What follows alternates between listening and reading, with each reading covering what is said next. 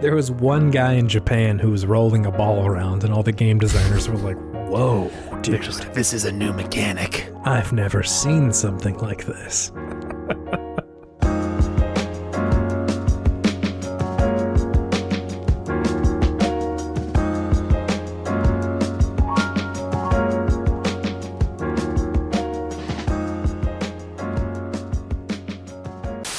Welcome to Video Game Optimism, the Optimists video game variety show where two best friends talk about the wonderful world of gaming. My name is Chase. And my name is David. Tonight, a menu full of video games. I don't know what this is.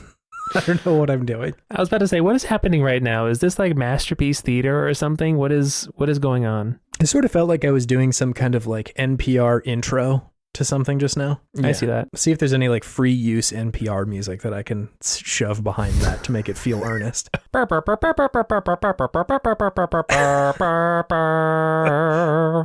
Who needs free use when you got me, baby? I know all them NPR ditties. You got Davey. That's a Davey original. That's all free use. I don't know if that was a Davey original. I'm pretty sure that was the exact NPR intro for Morning Edition. Hey, but you sung it. And it's probably not like totally pitch perfect. Maybe it is though. I don't know. I could have perfect pitch. You never know. Yeah, I don't know. Hey, video games. What's up? What's going on? What do you mean? What do you mean? Like what's about what games am I playing? Is that what you're asking? What's going on with video games? Yeah, just a quick check-in. What's going on with those? What's going on with video games in general? Yeah. This is the video games time of year. It is the holiday time. This is when they get bought a lot of. You can go hunting at a GameStop and capture them there. Yeah. Or even nowadays, if you're hip with the kids, you can just go onto your online marketplace and find them. Whoa. Have you heard of this guy Sonic? Yes, Sonic. He has a new game, Sonic Frontiers. Have you played it?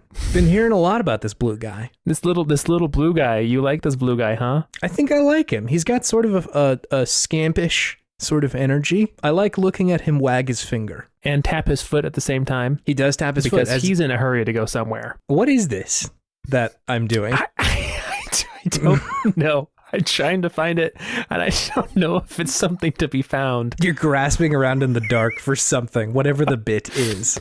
I heard Sonic used to be part of the Blue Man group. Okay, now we're talking. Now this is comedy. Could you tell me about the video games you're playing, David? Yeah, I can. Cool. Still just so deep into God of War. Ragnarok. Yeah. Really good game, really good writing, great combat. Oh, man, I was a fool and I reduced my the intensity of my colorblindness correction slider or whatever it is. Yeah. And that was a bad mistake. Oh, instantly everything became muddier and I couldn't see as well. Gosh. And then I blasted it back up to 10. It was beautiful. It's so good. Why did you take it down? There's part of me that's like, I'm not that colorblind. And then I'm consistently proven wrong. The colorblind mode, I've heard you say multiple times that colorblind mode has saved your ass. Chase, I'm in denial. Sure. About how colorblind I am is what it comes down to. I hear you. I was, I forget where I was, but I turned the colorblindness amplifier back up to 10 and I could see like all the blood stains and stuff on the walls of like it trying to convey through the environment that there was something bad that happened here before. Just looking at that, thinking, wow, I never would have seen that otherwise. You're just walking through here like, man, this cave is cool. I hope nothing bad happened here. Right? Yeah.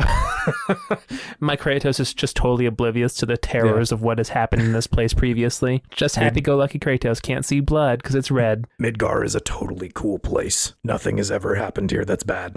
Now, Midgar is just all blue and white. Yeah. Because of old Fimbulwinter. That's true. It's more Vanaheim. That's got greens and reds all over the place. It does, yeah. I'm really glad that they didn't just have everywhere be snowy. That would have, I think, gotten a little draining after a certain point. And like, man, this game is so not scared to use colors. It's so satisfying. The colors are vivid and intense. Yeah, it's really nice. It's great. But yeah, this game's great. It's really good. Worth a play. What else have I been playing? I also went back into Bowser's Fury. Sure. Mario. Yeah. Still Mario. Also great. A very different experience than God of War. It's a nice kind of palate cleanser after just mining the earth, which is what it feels like with God of War sometimes, just pounding against the ground and experiencing the realities of the world and life in video game form. And then there's Mario, who's just, I don't know, some dude on an LSD trip, just having a great time riding on Plessy. He's just a guy. Or whatever that thing is. He's just a guy. Yeah. That's a great game. Those are the main things I've been playing. It's really just been a lot of God of War, honestly. Yeah. Every free moment I have to game is pretty much God of War, or unless I just need a little break from the intensity of God of War, and then I play some sweet Mario. Now, what about you, Chase? What have you been playing? I've been playing some games. Not a ton. I'm sort of with you in that most of my time is being devoted to God of War, which I've now beaten, David. Ooh. I put in a lot of hours into God of War in the last week. How many hours did it take for you to beat it? I think 35. I'm probably 20 in. Let's see. So I will not spoil anything about this, because like I suspect not everybody has had an unhealthy relationship with this game that I did. But I couldn't stop playing this god and his war. So I beat the game, and it's really good. I think like overall I'm pretty satisfied with the whole thing. I think that in total I still sort of prefer the first one compared up against next to each other, or 2018 I should say. I think just like the story of the first one was so concise. Yeah. I think like every beat felt really significant, just because like I think they were setting it up so well, and like you could see the relationship between Kratos and Atreus changing like with every different thing that they went through, and having that sort of be your compass that you're looking at the game through was a really helpful way to frame pretty much everything else. Because like every other beat that would happen would be like, oh shit, how are they both going to react to this? Or like what is this going to do to their relationship now? And like I'd say that's still present. Like I think this game is still very much about like Kratos and Atreus's relationship. Like that's I think still at the core. But I think like having Kratos be just like so emotionally detached in the first one, and then seeing that change over the course of that game, I think just the stakes were immediately obvious under every circumstance, whereas like this one definitely has huge stakes, and things are definitely happening, but it feels more of just like I'm being told a story rather than like, I don't know, maybe a myth or something like that, or like, sure, it just felt so crafted in the first one. And like of course I think this goes without saying that like maybe not, doesn't go without saying, but I think this, like the Ragnarok still stands head and shoulders above any of the other God of War games other than 2018. Like it's still doing really smart writing and really cool stuff, and like it still has something to say. It's not like they have just totally like left that behind. I think just the first one was more effective for me. You had a very personal connection to the first one. Yeah. And so I think like that experience was incredibly effective, but not that this one isn't. I like I said, I think just it was more effective for the first time through. That's not to say like there are incredible beats in this game, and I think what their capital S saying is actually pretty interesting and really cool, and like not what I expected. I think like by the end of it there was a couple of twists and turns that I was like, I was not expecting it to go that way. Sure. Which is cool, and I'm glad it wasn't like grim dark. Like it is not an overwhelming bummer. It's not like God of War 3 where Kratos kills everyone and everything and dies. Yeah, like you're left feeling really bad after that one. Yeah. Or even, you know, like playing through The Last of Us 2, like I was so drained after playing that, and like just felt kind of bad about everything.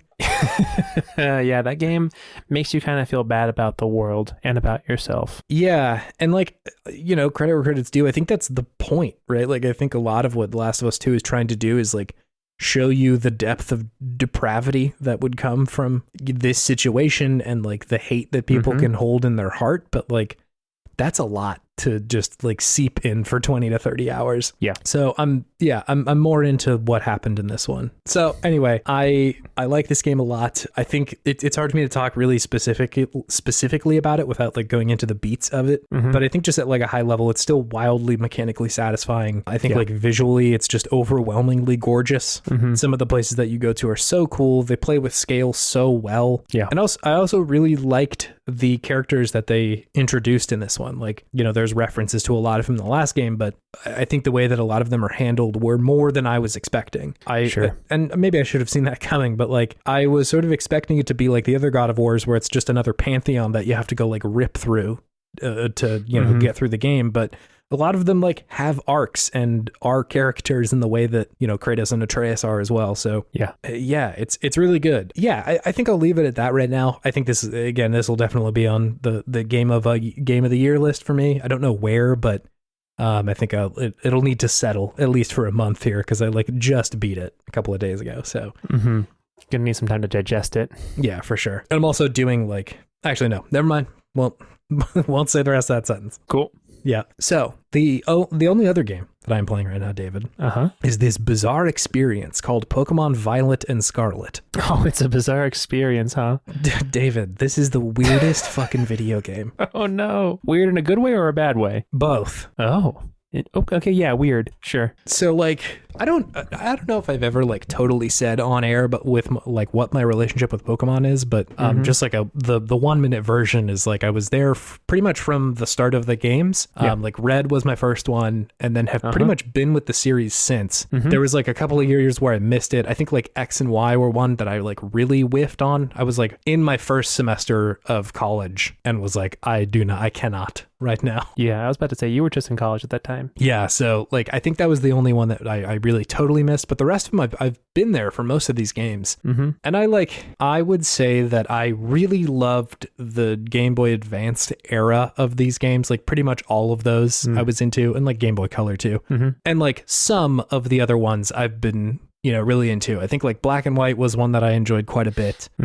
Yeah, you were big in the Black and White and Black 2 and White 2. Yeah, I liked those games, and I think that was also the last time it was feasible for them to have like a lot of the Pokemon in a single game.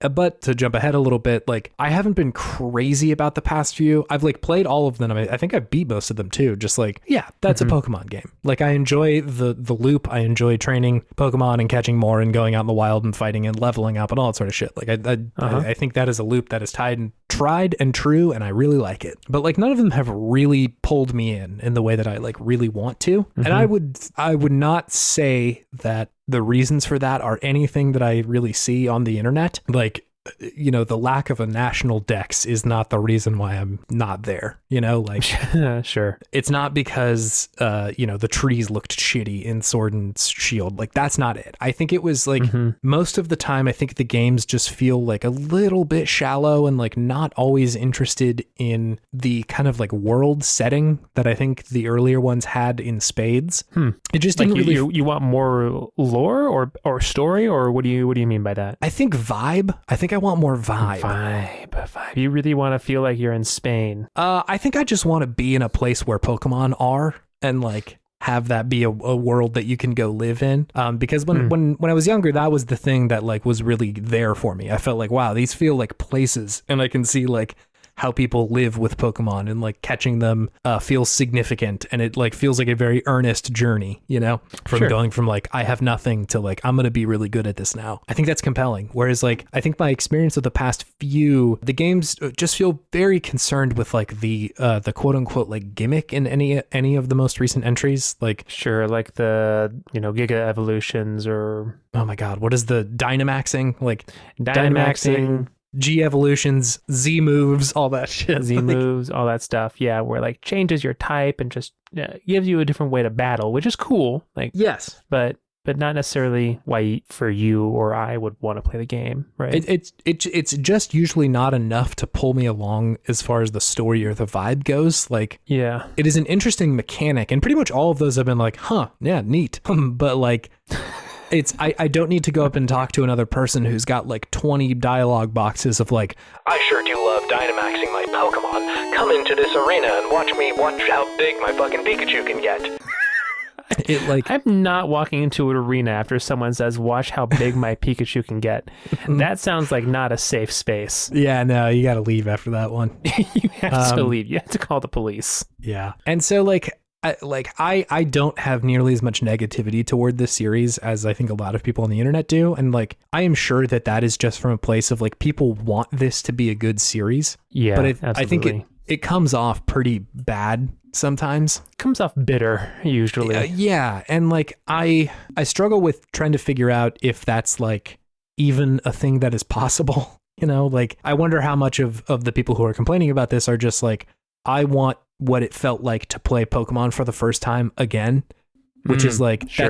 that's an impossibility. You're never going to get that. Yeah. And so like I try as hard as I can when I'm playing through these to not get stuck in that trap of like, you know, I just want the first time that I played this again, because it's like I said, it's never going to happen. You're never going to have that. And so like I'm trying to meet these games where they are. All that So said, this game is an exercise in podtimism, it sounds like. I think a lot of Pokemon is.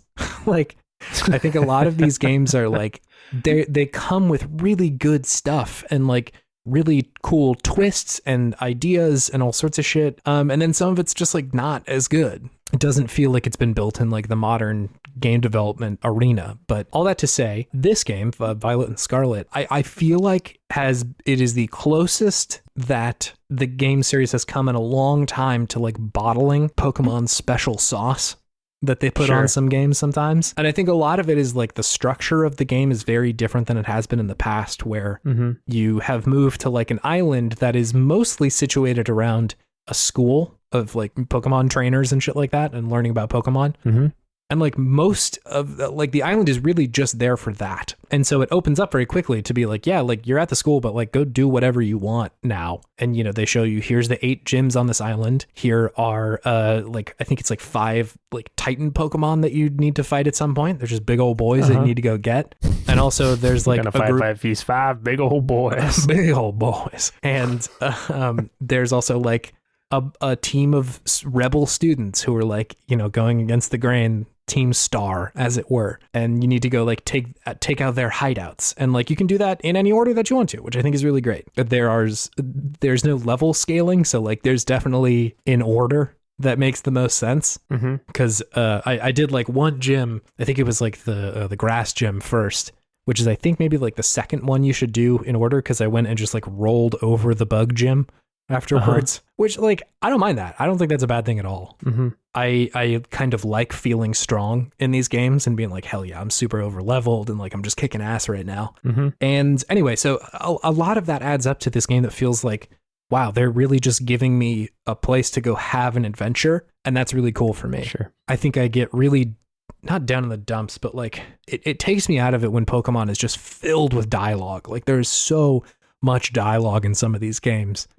I feel like especially the more recent few, like it feels like I'm just constantly talking to somebody. Like I'll roll up on a new town and one of the like 20 characters that are involved is like, hey, do you want me to explain to you what a building is? And then like has like a whole diatribe that they go on, and I'm just like, can I just like go hang out with the Pokemon, please? They just enroll you into a 101 level architecture course.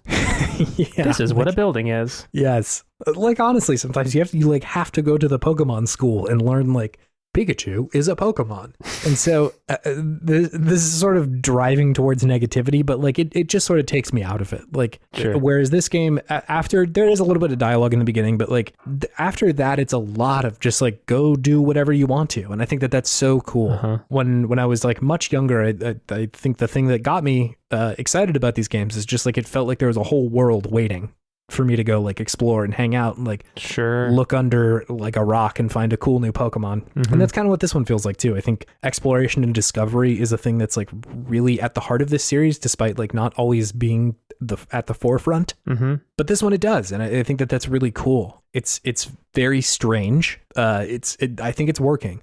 The huge big caveat with this is, man, this game is so busted, dude. Like there's so many like glitches and bugs and weird shit that happens that like I think like about half of them are hilarious, and I'm really glad that they're in the game. Like Bethesda level ridiculous shit happening where like it's a feature at that point, kind of yeah, like when you hit them in a weird way and they like blow into the sky because like one of the like they did the math wrong and there's just too much shit happening for it to like track their object correctly. That's good for me. I like that.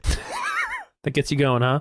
It's fun. I think like it is campy in a way that only a video game can be. And like it's ridiculous, and like I understand that, you kind of don't want to be taken out of the experience. But half of that stuff, it's just so fucking funny sometimes that like I really like that. That said, the sort of other half of that is that it's like really poorly optimized, and like also I don't love saying this, but it looks kind of bad in a world where like there are games on the Switch that are like doing a lot graphically. It's like you'll run up on like a hill and it's just like clearly a polygon of like a shade of brown, and I'm like, this doesn't look good at all. And like for whatever reason, I can hold in my head that I am on a Pokemon adventure, and also when I got into this room there was somebody T-posing. Like those two things aren't in combat with each other. I'm like, that's really funny. I really sometimes think that happens on a Pokemon adventure. You see someone who's T-posing. It's great. Sometimes I like that.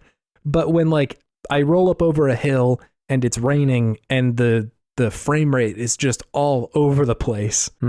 And like I try and throw a Pokeball at a Pokemon and it takes like seconds to launch into the battle. That stuff starts to wear on me. Sure. And like I just don't really give a shit when a game looks bad for the most part. Like I'm playing Mega Man Legends still now, and like the game is just blocks. It doesn't look good at all. It is like vibrant and like looks pretty visually on like a color scale, but like it's a PS1 game.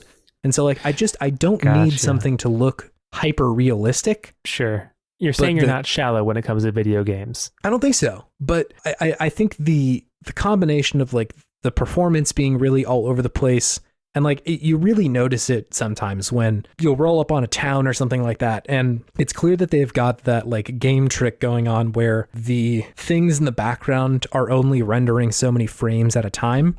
So like, it's not like a Pidgey will be flapping its wings and you'll see every animation of that. You'll get like his wings up and his wings down, and he's moving across the screen. And that sort of stuff happens a lot. Like there's a town that like the big part of town is a windmill.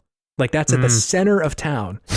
And if you roll up on the town and you look at it, it looks like a second hand on a watch. Like it's just like ticking by, rather than like spinning like a windmill does. And like this is our patented clock windmill, please. Yeah, it counts the seconds. So like, nothing else, just seconds. Yeah. So I don't need all of these things to be perfect. I think just in conjunction it kind of leads to like a death by 1,000 cuts thing, where when I boot it up, I'm like, man, I'm excited to play Pokemon. And also I need to be prepared to be frustrated sometimes when I'm playing this game. Oh no. It is so weird. It's like a very Podtimism-y game where parts of it are just exquisite. I think the feeling of wandering into the wild and not knowing what level these Pokemon are, or if you've seen them before, if you're going to catch any, and then just slowly but surely kind of like catching the ones that you want, and like, oh shit, I really like this look of this Pokemon. I'm going to add them to my team. That's all just like incredible. And it takes a lot from Arceus, the game earlier in the year, where the areas are mostly just open. You can just go and like wander out and see Pokemon like wandering around, and then if you fight, it doesn't launch into like a whole other battle scene. It's just like right there, it's really good and kind of delivers on a lot of the things that I've been hoping for since like 1996. Like, ooh, man, that's a long time ago now. You play Pokemon Red and you're like, man, it would be cool if they just like let me see them and fight out here, and like made it feel more tangible. And like it's so close in a lot of ways to that dream, but really far away in other ways. Sure. And so like I was saying, I think it's a Podtimism-y game in the way that Chorus is as well, where parts of it are just like 10 out of 10 incredible, and like other parts are just so bad, hard to put up with, in a way that like I don't want to start saying like, well, they should have tried harder or something like that. I'm sure that this team was under pressure to put this out by somebody who said like, it's fine, they'll still buy Pokemon, because people will still buy Pokemon. It's like already one of the highest selling Pokemon games because of all the pre-orders, isn't it? Yeah, it is. I'm sure that it is selling like hotcakes, but like, damn, it does feel like this shouldn't be out yet. Like I've played a lot of games on Steam that are in early access, and like when you play those, you kind of expect like, yeah, okay, there's some weird shit going on, but it's in early access, like it's not out yet fully. And so there's a little bit more of a tolerance for that. But like when something is this poorly optimized and like there's still this many glitches. It's like, good God, man, like this is pretty rough to put out and just say like, yep, done, we're good. Again, I would blame whoever the shareholder was who said let's just ship it. It was me. I own one share of Pokemon stock, and I said just ship it, guys. They're gonna sell. It's gonna sell anyways. Put it out. It looks fine. Looks good. Looks like money. Yeah. So yeah, it's a really weird game. I am totally mixed on it. I am having some of the best times with Pokemon that I have had in many, many years. And also it is brutal to experience sometimes. I am really enjoying all the like videos though of people's weird fucking bugs that they've found in the game. There are some kind of terrifying ones. Yeah, where like somebody's model will like stretch to like 10 times its normal size or something like that. That's the one I was thinking about. It's spooky. There's so many that are good. Like that one's hilarious. I think like any of the ones where there's just like another Pokemon wandering around in the background while you're fighting someone and just like wanders into the battlefield or something is just, it's so funny. I earnestly enjoy that stuff. It feels like the weirder parts of like Oblivion or Skyrim that are impossible to script, but I love it whenever they happen. So I don't have a lot of complaints about that stuff. If it ran well and like looked okay, I like those bugs would be fine by me. That's totally cool. It's just all three together are tough. It's kind of, it's a tough pill to swallow all in the same breath. Sure. So yeah, I hope that didn't come off horribly negative because that's not really how I feel about it. And like I'd say it sounded pretty fair. I also don't want to dogpile on this game because I think it's already getting enough of that. And yeah, I do want to express that like there's a lot of good stuff in here, stuff that like I didn't expect for Pokemon to have, and it's very good. Again, I think a lot of the really good stuff from Arceus is here, and I really like that, especially being able to like access your Pokemon whenever. You don't have to go to like a PC to pull them in or out. You can just change it out whenever you want to. Learning moves is really easy. You can just like, oh yeah, here's one that I learned a while ago but I replaced. Now I'm just going to replace it again. All that stuff is That's really nice. That's it's great. Quality of life change. Yeah, like stuff like that. It's like, of course, like this should have been here for a long time, but I'm really glad that it's here now. It's all really good. Also, that I feel like I am usually agnostic against the new Pokemon. Like I'm just like, yeah, it's fine. There's more Pokemon. I really like the designs in this one. I think they're really good. They're like really the pig. Oh yeah, absolutely. Lechonk is incredible. Lechonk, also great name. Yeah, very good. It was gonna evolve earlier, and I was like, no, dude, you're staying Lechonk for good. I don't want to see the next form. You will be my piggy Pikachu. Yes. You will never evolve. Yeah, so like I think the designs are pretty good, and like I'm finding Pokemon that I'm like, I want you to be on the team just because I think you look cool, which is kind of rare. I feel like usually I'm like, ooh, that is a terrifying looking man that is also a Pokemon. Terrifying. Looking at you, Lucario. Looking at you, Lucario. My starter is Fuecoco, by the way.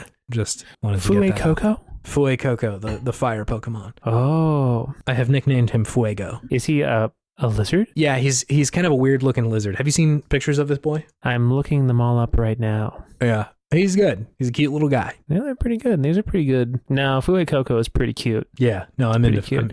Definitely into Fuecoco. I think I would have to do the duck though. This duck looks like he means business. Quaxley, his final evolution is incredible. Oh my god, yeah. That's pretty good. All right, if I get this guy, I gotta quacks it up. Yeah, absolutely. That duck ain't messing around. Anyways. Anyway, David. So bring me to my Podtimistic thing of the week. Which is? David, the thing that I'm Podtimistic about this week is variable text speed in video games. Oh, yes. Oh, yes. Whenever a game offers me one. the option to speed up the text, I'm gonna slam it on the instant button. I want to be able to just read, like, unless it's like voiceover, in which case I'll just like let the game do its thing. Need to be able to just see the text box. I don't want to like have it be like coming out like super duper slow. I gotta be able to just like hit spacebar and let me see the whole thing. Just let me read it instantly. I don't need to just drag this out. Just let me see. Yeah. Pokemon does this quite a bit. Mm-hmm. It'll start you on just about the slowest speed you can imagine, and you got to go change it to fast. Got to blast. You were talking about Sonic earlier. I was talking about Sonic. I did invoke his name. You got to go fast. That was the point of this segment, was to lay some foreshadowing for your optimistic thing of the week. Yeah. So now it all makes sense. That beginning bit. It comes to fruition. Sonic finally comes home to roost. Sonic comes home to roost. He's now a bird. But no, Mallory and I did this on the Mario Party Superstars. Yeah. Or All-Stars that came out. And it is so nice because we usually play the two of us versus two computers. Yeah. And if you don't change the scrolling speed of the text, it takes so long for them to do their turn. So long. Yeah. But with the turbo speed on, it's real quick and fast. Very quickly. It's great. Yeah, no. Very great. Very Quaxley. Very Quaxley. Dude, I'm a big Quaxley fan. I might not even get this game, but I'm big on Quaxley. I like that. I'm a Quaxley truther. You're Quaxpilled now. Oh, a Quaxpilled. Wow. That's a strong phrase. David, do you have something fueling your sense of optimism today? Yeah, it's dads in video games. Sure. There are a lot of them. There are a lot of dad video games now, and I'm kind of here for it because I feel like whenever there's a dad video game, it's really trying to convey a very positive sense of masculinity in the game as well, which I truly appreciate. So, I mean, God of War, of course, the last two installments, very much reckoning with the past toxic masculinity and now this positive masculinity. But even, something like a Last of Us to a lesser extent, or do you remember any dad games recently as well? There's so many. Oh, The Walking Dead. Oh yeah, Red Dead Redemption. Oh yeah, you got to go save your kid. Yeah, that's the whole point. Heavy Rain. Jason. To some extent, Barrett from Final Fantasy VII. I feel like he's a pretty good dad. Ooh, that's a solid dad. That's a solid dad. The original Silent Hill. I love Harry Mason. I'm a big Harry Mason head. Harry Mace. But yeah, I like having a dad protagonist in a game. Yeah.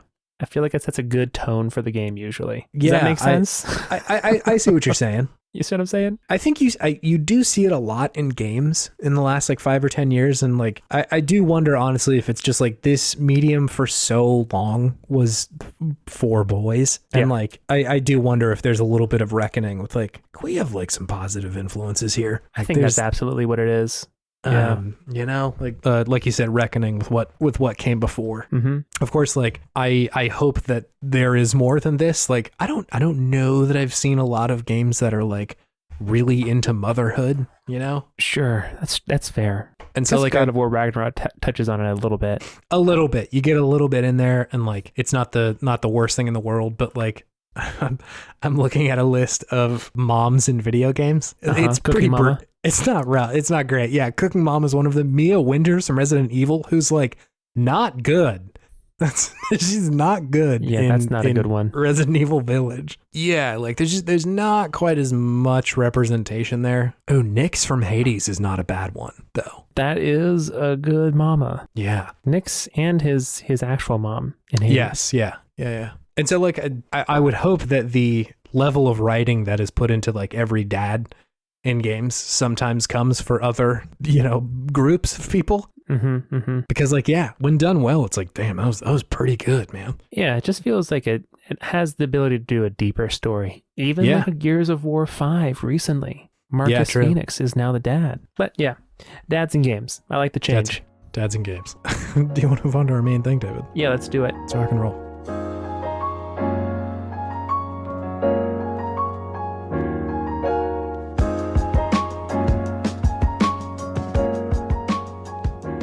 Hey, it's Good Games, David. Hey, we're back. We're back. It is the segment where we talk about the okayest games of yesteryear and gush all the things that we love about them. Another user-suggested game. Yes. This was a good one. This was actually a good one. Not to, maybe bury the lead a little bit, but, let's not bury the lead. Kind of like this one. It wasn't bad. We're talking about Billy Hatcher and the Giant Egg. Giant Egg, yes. What a video game. It's very interesting. It is a video game. It is a video game. Can I hit you with some hot stats about this one, David? Yes, please. Hot stats. Billy Hatcher and the Giant Egg.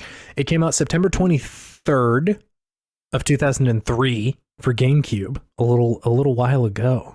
A bit of a called shot, but this was made by Sonic Team, the Sonic people. Sonic rears his head again. Rears his feet again. Of course, they are responsible for the mainline Sonic games, Samba de Amigo, Nights into Dreams, Phantasy Star Online, a bunch of those Sega games that you know and love. And this one, Billy Hatcher and the Giant Egg. I have a review from the outlet Die Hard Game Fan, which is a outlet out of Germany. And they reviewed Billy Hatcher and the Giant Egg, and I have taken their review, run it through Google Translate a number of times from one language into another to mangle it up real nice. Mm-hmm. And for your reviewing or your listening pleasure, let me now read what Die Hard Game Fan had to say, sort of. Hit me with it. I'm ready. A great game for wedding boys. Hatcher Boy is a classic toy, but is it a good game? Is this in order of honor? Poor accessibility. Learning difficulties and lack of enjoyment for non-players are things to watch out for, but if you're an athlete looking for a serious challenge, Arena will focus on your players' strength and have the patience to guide them through games. The whole thing? Will the boat float? If you have eggs, you can like it. Thanks, baby. Let's look outside. For God at night. 7 out of 10 from Die Hard Game Fan. What? Easily one of the more unhinged. What happened with this review? Dude, this is easily one of the more fucked up reviews that we've had. There were a couple of good lines in that one. There were a couple of really good ones in that one. It almost got Dr. Seussy a couple times. Hatcher Boy is a classic toy. Yes. Will the boat float? If you have eggs, you can like it. What the fuck? That is Seussian. That is Seussian. And it makes no sense either. And then the last bit went like full anime. Like, what happened there? For God at night. looking for God at night? Just for God at night. Whoa. The previous sentence was, thanks, baby. Let's look outside. Baby is in quotes there. Thanks, baby. You're just putting on your sunglasses and looking for God at nighttime. For God at night. Anyway, Weird. So that's their review. David, could you explain to me what Billy Hatcher and the Giant Egg is? I mean, if you don't know what it is after hearing that review, then I don't know how else to help you, honestly. We're just kind of going to be repeating everything they said. But Billy Hatcher and the Giant Egg is a 3D platformer where you play as the titular Billy Hatcher, who gets a magic chicken suit that allows him to roll eggs around and then cook-a-doodle-doo at eggs that have been fed a lot of things and then hatch them into buddies that he can throw and use elemental powers to fight things in the environment. And you can use the egg for traversal. You can use it to fight when you're rolling around. So it's kind of Katamari-esque. It's kind of Super Monkey Ball-esque at times, with some platforming mixed in for good measure as well. It's an interesting mix of games. Yes. Yeah. The I also, like, when I was playing, I was like, oh shit, is this a Katamari Damacy like? Like, what the fuck is this? I know. I was wondering, like, when did which got released first, actually? Did this predate Katamari? I bet it did. I feel like Katamari was 2005. That's 2004, close, but yeah, it was after this, which is really weird because, like, so much of it feels so similar. Yeah, what was going on in Japanese game developer circles at the time, where they're just like rolling things up into balls? That's the new thing. There was one guy in Japan who was rolling a ball around, and all the game designers were like, "Whoa, dude, This is a new mechanic. I've never seen something like this." There was this, also, hold on, before we go too hard, I forgot to mention that Jared is the person who suggested this. Thank you, Jared, for suggesting Billy Hatcher and the Giant Egg. Thank you, Jared. Thank you. Appreciate you. There was this quote from producer Yuji Naka. He stated in an interview with IGN that eggs were chosen as the focus of the game to give the player joy from caring for and hatching eggs, and the feeling of anticipation, quote, because you don't know what's going to come out of eggs. That's a little ominous. Yuji Naka, I think I'm pretty confident about what's going to come out of an egg usually. You usually have a good idea. I'd say that surprise is usually not the emotion I experience when cracking an egg. or seeing one hatched, if I'm being honest. What kind of eggs they got over in Japan? What's going on right now? Yeah, I'm sort of wondering if Yuji Naka has maybe not experienced a lot of eggs before. Or maybe what's wrong with what's wrong with American eggs? Are we getting like some sort of off-brand egg that doesn't have surprises inside? Yeah, that is true. I hadn't considered it being in reverse, that maybe we got the weird eggs. Hey, you never know what big egg is keeping from you. Surprises, I guess. Surprises on the inside. I want eyes on the inside. There's eyes on the inside. So this game, I liked Billy Hatcher and the Giant Egg, as it turns out. This game gets dunked on a fair bit, I feel like. I feel like it gets caught up in the sort of like conversation about Sega and like just in general a lot of other game companies who were like, we need a mascot so bad. And there was just like this run on mascots for a little while. Yeah, and I feel like Billy Hatcher and Blinks are contemporaries. Yeah, they're colleagues. Absolutely, yeah. And so like I think it gets kind of like caught up in that conversation, but I feel like the game is like not that bad. I was kind of into it. It's not as engaging as I would think a mixture of those games I talked about earlier would be, like a Katamari Damacy and Super Monkey Ball combination would be, but it's definitely not bad. I wouldn't say it's trying to be I feel like it wants to be revolutionary, but just kind of falls short. I get what you're saying. Like, I think, yeah, it is not as exciting as it could be, right? Like, you could kind of do different stuff here, and it's like mostly just like a platformer, right? Like it's sort of like a lot of other platformers, but I think there's some cool stuff in there. Like, I think having to like go and like actually hatch an egg and like use that as a tool to get through the level is like pretty cool. That's inventive. I think like the traversal is pretty fun, like especially in the levels where it's not just like roll the egg from one end to the other. It's like, okay, you get like a little bit of a roll, and then there's like one of those sections where it's like kind of a little bit of a roller coaster for a second, where your like egg is rolling down a hill or like on a little track or something like that. I did like that. I was whenever I had one of those bits, I was thinking, okay, Team Sonic, you got the sense of speed down. You got the sense of momentum down, that's for sure. Yeah. Because those parts did feel good. Like you said, the roller coaster bits, or the bits where you're all of a sudden just getting blasted through the air through those blue rings or whatever they are. And then just like the bounciness of the egg when you're doing like the ground pound, and then you bounce up and it just kind of really gives you some extra height. Those all felt quite good. Yeah. Yeah. No, definitely. Yeah, the speed felt good. It's fun. I like that. I like that part of the game. Yeah, I thought like the traversal was like this feels like a good game here. I think especially after like Blinks was just brutal with the movement. Like the movement felt pretty bad in that game. It did.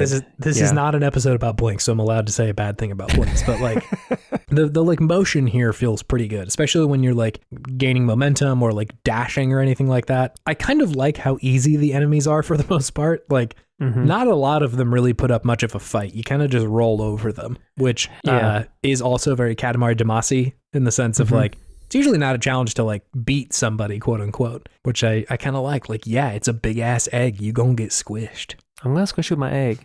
One question I had about the enemies though, why do they make it so explicitly that the enemies are crows when you fight them, they're just like a Goomba type things that then turn into crows when you kill them? Yeah. So this is part of the lore. Dark Raven has invaded Morningland, which is where Billy Hatcher lives. The land of the chickens. A lot of chickens there. And Dark Raven commands his army of crows, which they are shapeshifters. And so they can shapeshift into these little Goomba monsters. And then when they get defeated, they turn back into crows and fly away. One question really quick. Is Billy Hatcher of Morningland, or does he get teleported to Morningland by that chicken he finds in the beginning? That's a great question. It is unclear. I do not know. Okay. That's fair. It feels like you find Chicken God in the beginning and then it transports you to this Morningland. That was my interpretation, at least. A very evocative cutscene, very open to interpretation.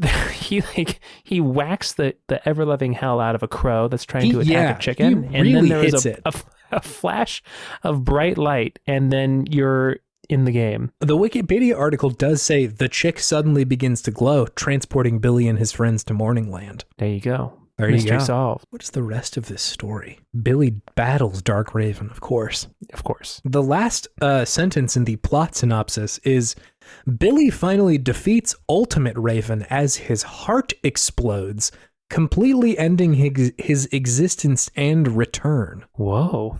Excuse me? That's pretty metal. It's a little Kojima-esque. Like, it sounds like Fox Die. I blew his heart up with my mind. With my courage emblem.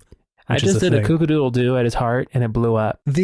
Just real quick. Kookadoodle-doo! Is not the right onomatopoeia. Like, Billy is really screaming like some Arrested Development level of what a chicken sounds like at these eggs. That's very true. It does sound Arrested Development-esque. I was very surprised by the voice line in that for that part, because you do that a lot, and it's very subdued and also very confused as to what a chicken sounds like. I'm like, that is not what a chicken sounds like to me, my friend. Yeah, like there's just weird things with this game going on. It feels really Sonic adjacent, I've got to say. Yeah, no, I definitely see that. The weird undertones of the vibes, and humans mixing it up with anthropomorphized animals and just kind of hanging out in the same world. You're this young boy who is essentially the champion of Chicken God, who's going around and saving people. Is a very wild premise for a game. You are the chosen champion of Chicken God, and you give a magical suit, and you roll an egg around, and you beat people up. I think it's honestly amazing that they made this game and made it seem not so wackadoodle when you're playing it, that's the actual premise of the game. Yeah, they're like, no, it's a video game. You know video games. I do love that it really leans into being a video game. It's like, this is Morning Land because roosters live here. It's just so simple and pure in the way that it presents itself, and just so bright and cheery that I love that about the game. This is Cockadoodle Heimdall. Cockadoodle doll. Chicken doll. Roosterheim is definitely the God of War version of this place. Roosterheim. Roosterheim. Oh man, the Einjarnarharj are gonna come and get you and hit you with the Bifrost, make you blow up. Careful, Billy Hatcher, you're covered in Bifrost. You're covered in flames, brother, but don't worry, it'll go out soon. I love that Mimir is very reassuring whenever Kratos is on fire, just telling him it will pass. No, always, every single time you're on fire. Don't worry, you're gonna be off of fire soon. Don't worry, dude. You're good. Yeah, it's all good. Not saying to stop, drop, and roll. Just saying, don't worry about it. Your skin will burn off eventually. It's fine. Total sidebar. Can I say that the related games under this website that I will not speak into the world, from which I played Billy Hatcher, the related games are so bizarre. Okay, let's hear them. I want to toss out The Adventures of Bayou Billy, which... The cover has a man with what appears to be a machete, and he's like, there's a gator underneath him. Wow, that's a very evocative sentence. Yeah, it was for the NES, I guess. Also, Billy Bob's Huntin and Fishin, which was a Game Boy Color game. Like Billy Bob Thornton? It is not Billy Bob Thornton. It is a Billy Bob of another shade. Another shade of Billy Bob. Real hick-looking dude. A lot of Billy and Mandy games. Also, Billy the Wizard Rocket Broomstick Racing is a related game. Is it just like the C-list a platformer protagonists? Specifically related to Billies, though. Yeah, you're right. Lots of Billies there. Not to mention Rescue Heroes Billy Blazes. This is amazing. There's so many Billies in games. There are a lot of Billies. I need a remake of Bully, but just call it Billy. Billy. Why are there so many Billies? What's going on with all these Williams in video games? I don't know. I think it's just a very non-threatening name. Yeah. Billy? It sort of feels like a protagonist. It feels like a young child protagonist. I don't know how to explain it beyond that. Yeah. It's non-threatening. It's kind of silly. You can really make it rhyme with things if you want. Billy's Major Killy. No. Billy's Major Killy. Billy's ghillie suit. He's a sniper. Billy's ghillie suit. Now I'm just imagining some like pixelated Billy doing the ghillie, all ghillied up from Modern Warfare. Billy's Chili Pepper. It's a cooking game. I thought you were going to say it's a Red Hot Chili Peppers only music game. It's Guitar Hero, but they Just didn't Red Hot get a Chili lot. Peppers. They didn't get a lot of the rights to the Red Hot Chili Peppers, so it's the Red Hot Billy Peppers, which is a really different band. Chili Peppers. They got a right to use their songs, but not the original tracks actually done by the Red Hot Chili Peppers. So each track is covered by the Red Hot Billy Peppers.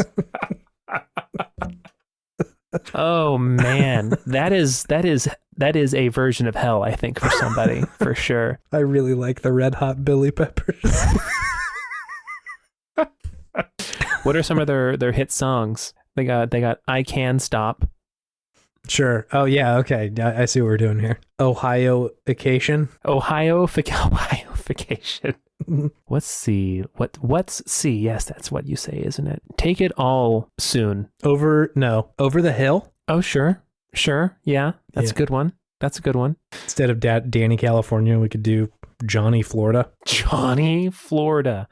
Ooh, that sounds like a villain from Captain Planet. Yes. Johnny Florida. I think Johnny Florida might be a real life villain. That's just an actual guy. Johnny Florida. He is the locust for all Florida men and women. He is their progenitor. He goes around just like touching them and turning them into Florida men and women. Yeah. Johnny Florida hangs out in the swamp, riding on 2 gators. Bad stuff into the ozone. Just aerosol. Just has aerosol cans constantly All the going. time. Hairspray. He's a super spreader at every event he goes to. Yeah, if you come within 10 feet of him, you get COVID. And like the flu, just for good measure. What else about Billy Hatcher? I liked it. It was vibrant. It was a very joyful game, which I appreciated. It just kind of swung for the fences as far as its premise and gameplay is concerned, which I always appreciate. I think it kind of fell flat sometimes with that, but we didn't even mention that you can make your buddies. You can hatch the eggs and have buddies, which are cool. Yeah, it's really good. I did like that. I always love a little friendly Pokemon type thing to go around and muck things up with. Reminds me a lot of the chows in Sonic Adventure. Oh, I never played Sonic Adventure, but sure. There's like a pretty similar concept of like hatching eggs and having little buddies that you take care of. It's a Sonic team just plagiarizing their own work. But anyways, it's still fun. Yeah. But yeah, I had a good time with it. Yeah, no, same. I think like there are parts of this game that feel like wildly backwards looking. Sure. Like the stuff where like if you die, you go back to like the very beginning of the level if you like fall off even. Yeah, that was rough. Which like it feels really bad and like why? Like it's okay if you just like put me back at the top of the hill and let me do it again, cuz like a lot of the levels were like pretty fun and interesting and they were like broken up into worlds similar to like I don't know, a lot of other Mario games or something like that. And there's like a pretty good chance I would have played a lot of this game if it was just a little bit more forgiving. But like, I don't need to go back and like have to play every single inch of that level again. Yeah, it didn't add anything by having it be really that way, right? It's not like the levels were even particularly difficult. Yeah. It's just that sometimes the controls would get away from you and you would just fall over an edge somewhere. So it wasn't really like a skill check. It was just kind of a little annoying. Yeah, and a lot of that, like I find myself falling off a lot of the time when like I couldn't control the camera in the way that I wanted to. Yeah, and so like just like put me back at the top of the hill. I'll do it. Just give me like another try rather than like having to run through the whole level again. Absolutely. Yeah. But yeah, like I think outside of the like sort of game ideas that were around in 2002, like a lot of this feels pretty fun. I think it was pretty good. Yeah. I mean, for a game that is 20 years old at this point, it holds up decently well, honestly. Yeah. Yeah. I think a lot of that is the art style too. Yeah. Yeah, and the art style was good. It ages pretty well. It's like very bright and not Wind Waker exactly, but like that realm of like it's kind of just like cartoony. Yeah. Exactly. Those games from like the GameCube era hold up really well and visually for that reason. Mm-hmm. So yeah, that's Billy Hatcher and the Giant Egg. Thanks, Jared, for suggesting this one. It's good to see you, Jared. Yeah, appreciate you.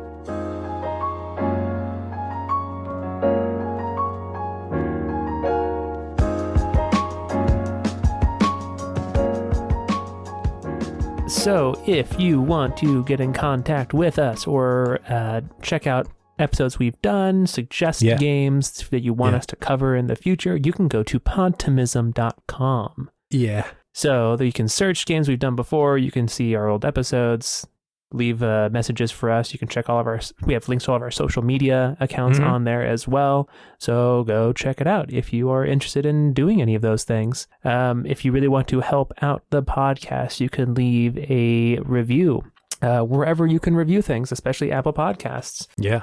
And, like it, follow it, what have you. We appreciate it always. Yeah. Of course, you can spread the good word as well to a friend. Say, hey, there's this podcast I listen to. Maybe you would like it as well. Word of mouth is a great way to spread things. And, if people don't like it, that's fine. That's great. But, it's always good to bring someone new into the fold. It's true. There's somebody who might like it in your life, maybe. There you go. There you go. Also, this is our Scout Out of the Week. Thank you, Hi, Scout. Thank you for your work on our podcast. Thank you. Chase is having a direct conversation with Scout right now. Everybody close your ears. This one's for Scout only. Thanks, Scout. Wow, that was very sincere and heartfelt, it felt. Yeah, it was. That was great.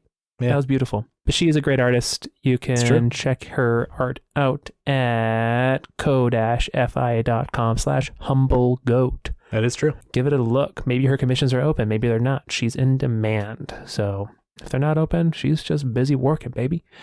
And then last of all, thank you, listener, for listening to this podcast and spending your precious time with us. We really appreciate it. This is something that Chase and I would do and nobody listened. So it's fun that we get to share our wacky thoughts and our adventures in video games with y'all. So yeah, thank you very much. It's true. It's great. I love talking about video games. You can't stop me. This is a fact. You cannot stop Chase from talking about video games. He will. Stuff to do. He will just keep going.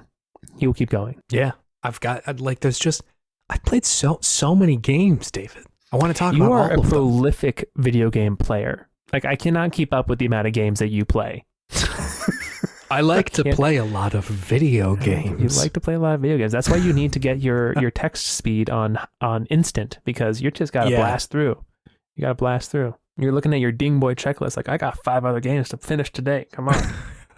I'm in the salt mines over here. But yeah, thank you. Thank you very much for listening and spending time with us. Anyways, thanks, Chase, that brings me to this question. Do you have any video game wisdom for the week, my friend? I do. Never trust what comes out from an egg. Oh. It could be a surprise. Oh, a surprise. So what does let's unpack that wisdom for a second here. What do you mean by that right now? When you're cracking an egg, don't trust it, man. Might be something inside. Like what? What do you mean? What do you mean by that? Like a friend. Oh. If you're facing some obstacles in your life, like a ring of fire around something that you need to bounce onto, then maybe there will be a friend in an egg who can help you. A watery friend? A watery friend. This has not happened to me ever, but maybe a watery egg friend will be there. I'm always hoping that there's going to be a moist friend for me inside of an egg. Huh. Moist. A moist friend.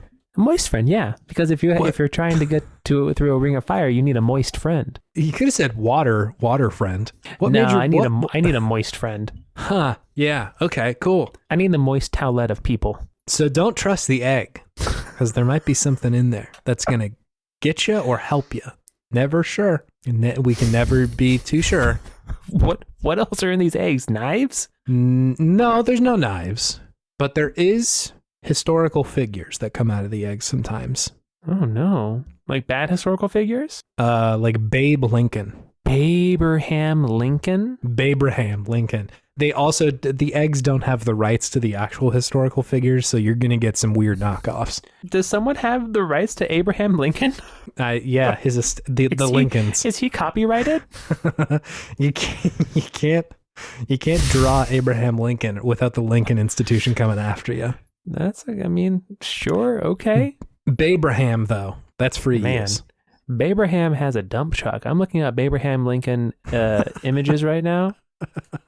Interesting things. I'm just getting Abraham Lincoln really mostly. Anyway, that's the gaming wisdom for this week. I hope you have a wonderful, I hope you had a wonderful Thanksgiving if you're a USA celebrator. And I hope that the Sacramento Kings have continued their winning streak. Shouts out. Light the beam, my friends. Light the beam, LTB. Put it on your socials. Hashtag light the beam. The Kings are here, baby. It's happening. Finally, 16 years. We don't normally go into the sports part of our friendship, but like, man, the Kings are doing so good right now, and that brings me a lot of joy, listeners. They fire a laser beam from on top of the stadium after they win. It's so cool.